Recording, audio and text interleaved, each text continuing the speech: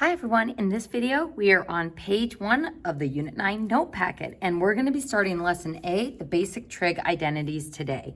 So in this important box, you should already know the reciprocal identities pretty well, that cosecant is the reciprocal of sine, secant is the reciprocal of cosine, and cotangent is the reciprocal of tangent.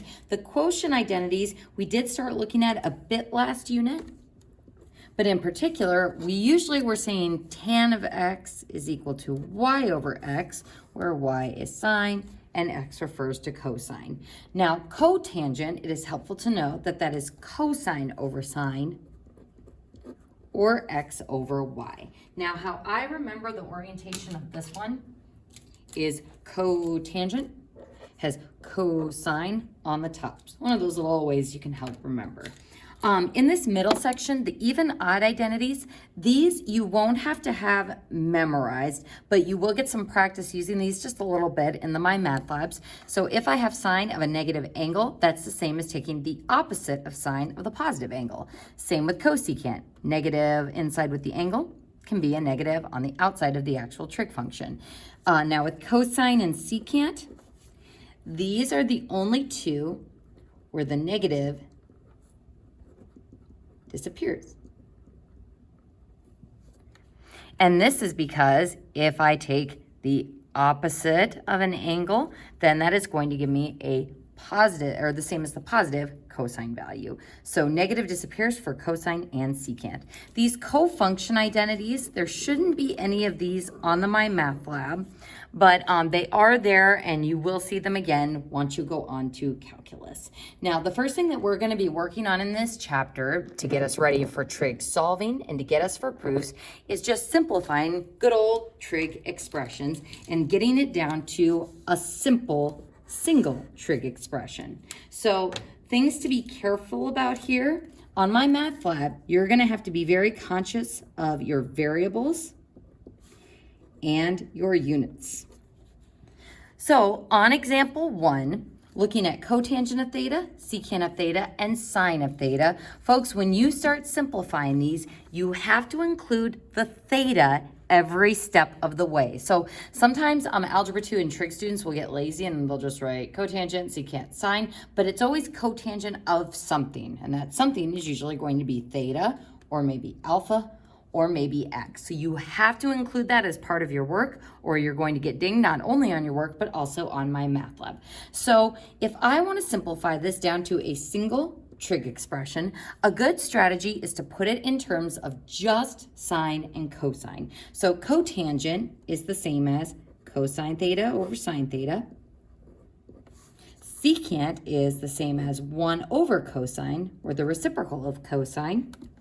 And then sine of theta is just sine of theta.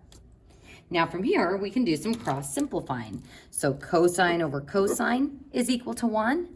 Sine over sine is equal to 1. So what I'm left with is just 1. And I think we'd agree that 1 is definitely a simpler, nicer answer than that nasty trig stuff we started with. So these strategies will be useful to us when we are solving and a lot when we are dealing with proofs. Looking at example 2, we've got cosine of alpha, secant of alpha over cotangent of alpha. So I'm going to first write this in terms of just sine and cosine. So cosine alpha, which is that symbol, times secant is 1 over cosine alpha.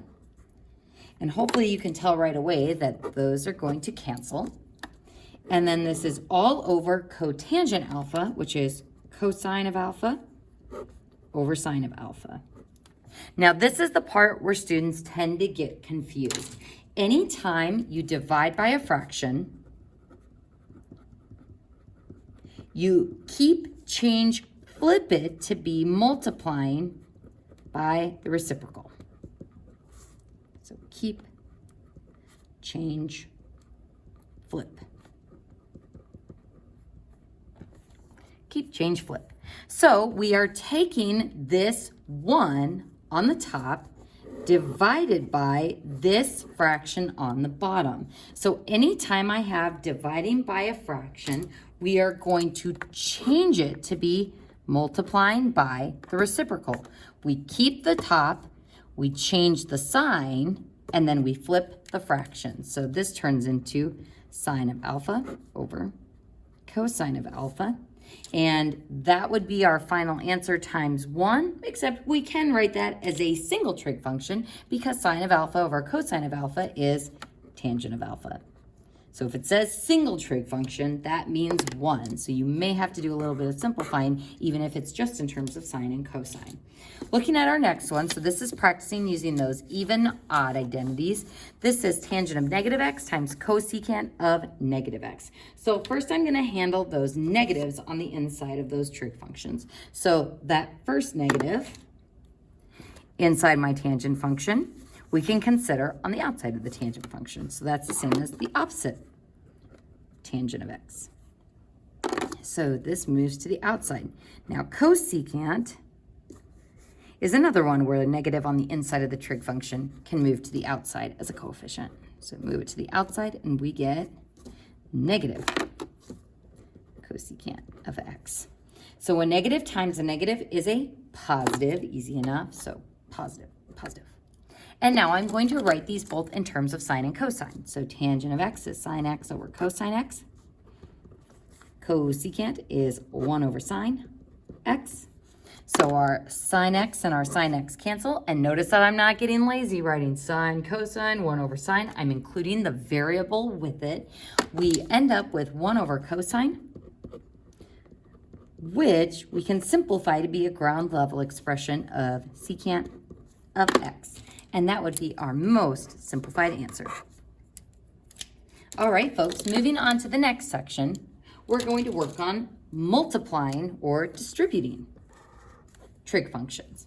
So remember when you're distributing, this is one chunk, this is a chunk, and this is one chunk. So before I distribute, folks, sometimes it's helpful, especially looking at tangent and cosecant, to put it all in terms of sine and cosine, just like we did in the problems above. So tangent of x is sine x over cosine x. And then we're going to multiply that by cosecant is 1 over sine x, and then minus 1. So now when I distribute to this one and that one, the sine x's will cancel, and I'll be left with 1 over cosine x for the first distribution. And then when I distribute it to the negative 1, we get minus sine x or cosine x. Now, if you're like, well, then this will be secant and this will be minus tangent, you are correct, but we can actually simplify it further. These two fractions have a common denominator. So how do we add fractions together? If ever you're having a hard time remembering, I always think about my easiest fractions in terms of pizza. What's a half of a pizza plus a half of a pizza? Well, it's going to equal 1 whole pizza. But how do I get it to equal 1 full pizza mathematically? Do I add the tops and get 2, add the bottoms and get 4?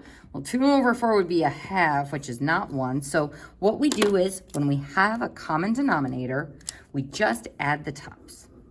And that gives me 2 over 2, which is equal to 1. So folks, your basic fraction rules are going to come into play largely when we start dealing with these trig functions. As you can see in this box alone, there are a ton of fractions. So dividing by a fraction, keep, change, flip, adding fractions, multiplying fractions, all of those basic rules we're going to have to apply to our trig function. So if ever you're a little stuck, think about what you would do with your easy fractions. So what am I going to do here? We have a common denominator, so we're going to add the tops. So 1 minus sine x all over cosine x.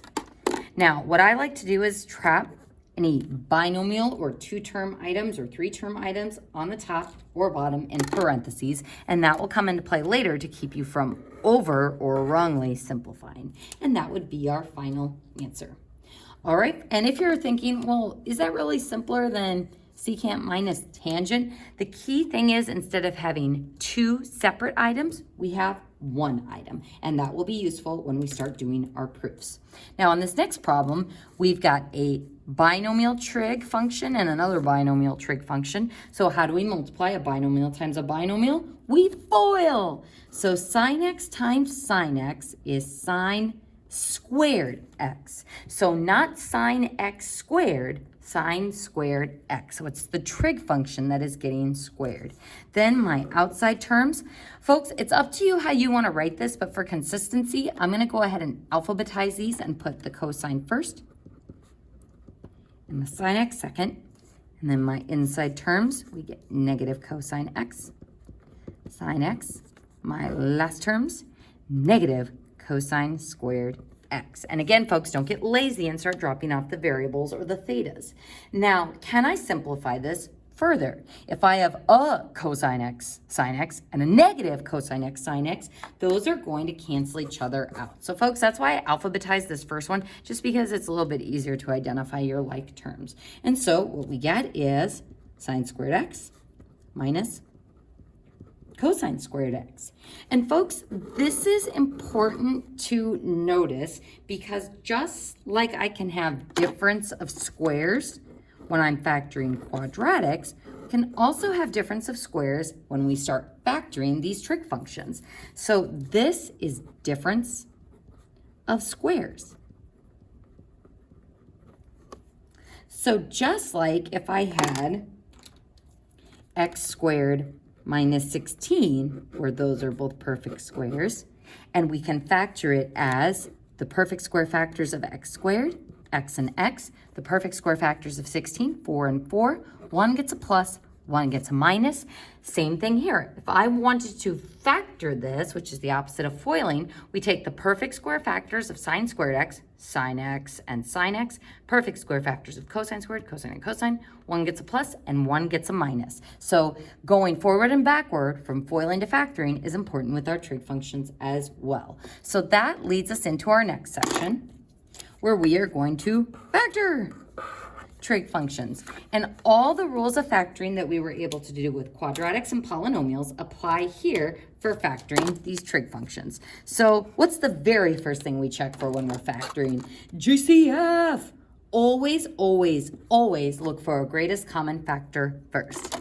Next, we have what we've referred to in the past as normal factoring, where a equals 1, and then either the x method factoring or a c method when a does not equal 1.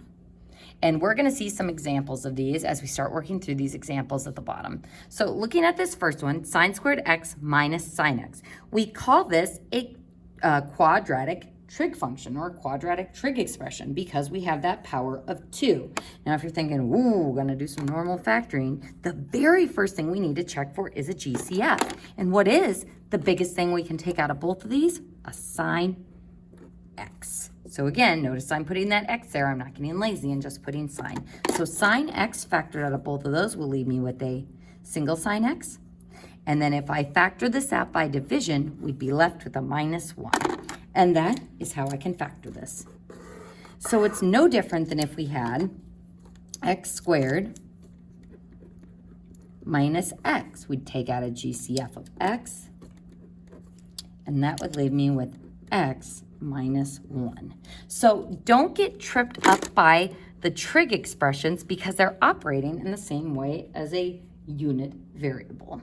Looking at this next one, sine squared x minus 4 sine x minus 32, another quadratic trig function. I want you to first think about what you would do if this was just x squared minus 4x minus 32. So as you can see, I've replaced all the signs with x's. X squared, 4x minus 32. How would I factor this? Normal factoring. Product of negative 32, sum of negative 4. This would be x minus 8 and x plus 4. So how am I going to factor this quadratic trig function? Product of negative 32, sum of 4. Instead of x, I use sine x minus 8, and then sine x plus 4. So if it helps you to think about a regular quadratic first, you can do so, but factoring the trig functions is no different than the factoring we have already done. Now, looking at this one, you can either think of this as normal factoring, looking for a product of negative 9 and a sum of 0, or hopefully it's jumping out at you that tangent squared x is a perfect square, and 9 is a perfect square. So this is difference of squares, so we factor it as the perfect square factors of tangent squared x, tangent x, And then perfect square factors of 9, 3, and 3. One gets a plus, one gets a minus. And that is how we factor difference of squares with trig functions. And that concludes page 1 of the notes.